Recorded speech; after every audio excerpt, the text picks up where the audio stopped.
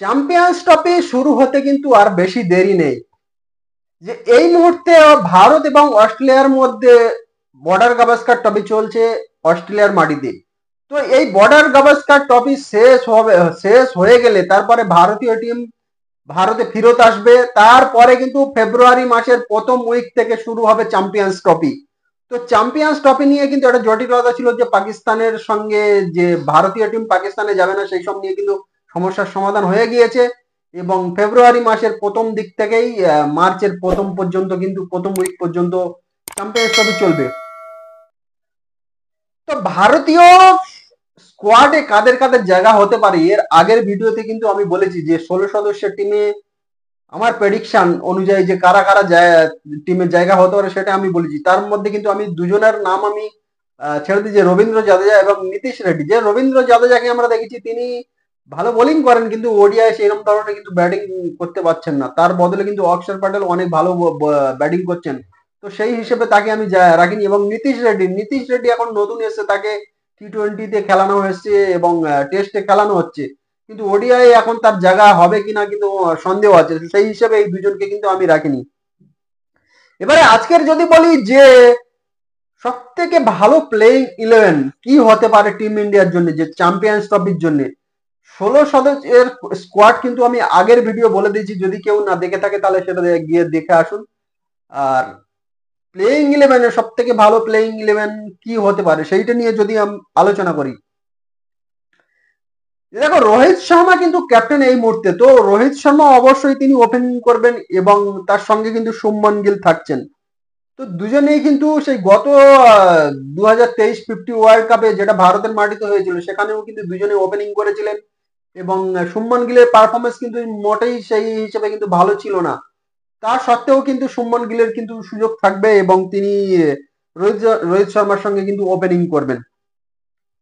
এবং ওয়ান ডাউনে যদি দেখি যে ওয়ান ডাউনে অবশ্যই বিরাট কোহলি থাকবে। বিরাট কোহলি টেস্টে তিনি ফ্লপ হলে কি হবে, কিন্তু ওয়ান ডে তার রেকর্ড ভালো আছে এবং তিনি অলরেডি সচিন তেন্ডুলকারের যে সেঞ্চুরির রেকর্ড ছিল সেটাকে তিনি ক্রস করে গিয়েছেন, তো রেকর্ড ব্রেক করে দিয়েছেন। তো ওয়ান ডাউনে অবশ্যই বিরাট কোহলি থাকছে।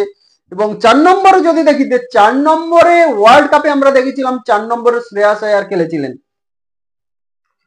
তো এখানে কিন্তু 4 নম্বরে শ্রেয়াস আয়ার বা KL রাহুল এই দুজনের মধ্যে কিন্তু একজনকে নিতে হবে, কারণ 2023 ওয়ার্ল্ড কাপে সেখানে কিন্তু ঋষভ পান্ত ছিল না এবং হার্দিক পান্ডিয়া ইঞ্জুরির কারণে কিন্তু তিনি টিম থেকে আউট হয়ে গিয়েছিলেন। তো যার ফলে সেখানে শ্রেয়াস আয়ার এবং KL রাহুল দুজনে কিন্তু সুযোগ পেয়েছিলেন এবং দুজনের কিন্তু প্লেইং 11-এর জায়গা হয়েছিল। তো এইবারে যা পরিস্থিতি যে ঋষভ পান্ত তিনি রিটার্ন আসবেন এবং হার্দিক পান্ডিয়াও কিন্তু কোনো ইঞ্জুরিতে নেই, তিনিও ফিট, তিনিও অবশ্যই প্লেইং 11-এ থাকবেন।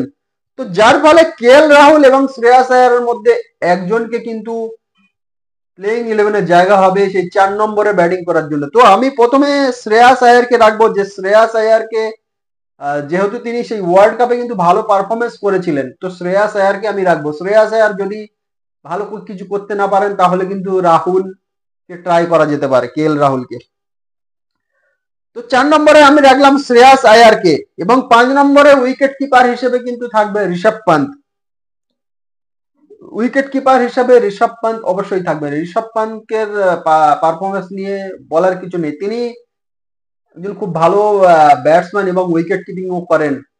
তো আমরা এর আগে দেখেছি যে টেস্ট এই মুহূর্তে যে টেস্ট সিরিজ চলছে বর্ডার গাভাস্কার ট্রফি, সেখানেও কিন্তু মোটামুটি ভালো পারফরমেন্স করছেন। এবং তার আগে যে বাংলাদেশ এবং নিউজিল্যান্ডের মধ্যে যে সিরিজ হয়েছিল সেখানেও কিন্তু তিনি ভালো পারফরমেন্স করেছিলেন। তো সেই হিসেবে এবং তার আগে তার যে একটা অ্যাক্সিডেন্ট হয়েছিল সেই অ্যাক্সিডেন্টের আগে যে ঋষভ পান্ত ছিল, যে ধরনের পারফরমেন্স তিনি করেছিলেন, তো সেই ঋষভ পান্ত অবশ্যই এরকম ধরনের পারফরমেন্স করবে কিন্তু এটা আশা করা যায়। তো সেই হিসেবে 5 নম্বরে উইকেট কিপার ব্যাটসম্যান হিসেবে ঋষভ পান্ত অবশ্যই থাকছেন।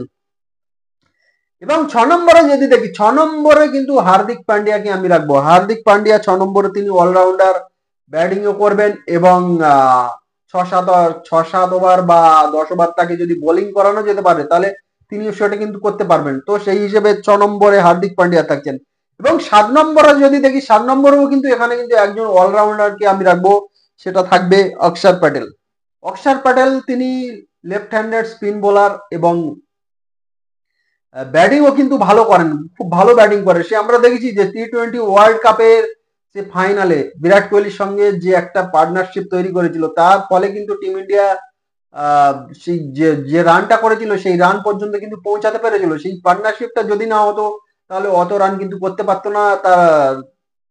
পারতো না এবং সাউথ আফ্রিকা কিন্তু অনায়াসে ম্যাচটা জিতে যেতে পারতো। তো দুজনের মধ্যে যে পার্টনারশিপ হয়েছিল সেইটা কিন্তু অনেকটা টার্নিং পয়েন্ট। তো অক্ষর প্যাটেল তিনি ভালো বোলিংও করতে পারেন, সাথে সাথে ভালো ব্যাটিং করতে পারেন। তো অক্ষর প্যাটেলকে আমি 7 নম্বরে রাখছি। এবং 8 নম্বরে কিন্তু আরেকজন স্পিন বোলার হিসেবে কুলদীপ যাদব। কুলদীপ যাদব যে অসাধারণ একজন বোলার, এটা নিয়ে নতুন করে বলার কিছু নেই। তিনি খুব সুন্দর বোলিং করেন, যে তার পারফরমেন্স আমরা দেখেছি যে কুলদীপ যাদব কি ধরনের পারফরমেন্স করে। তো কুলদীপ যাদবকে আমি 8 নম্বরে রাখবো। এবং 9 নম্বরে যদি দেখি মোহাম্মদ শামি।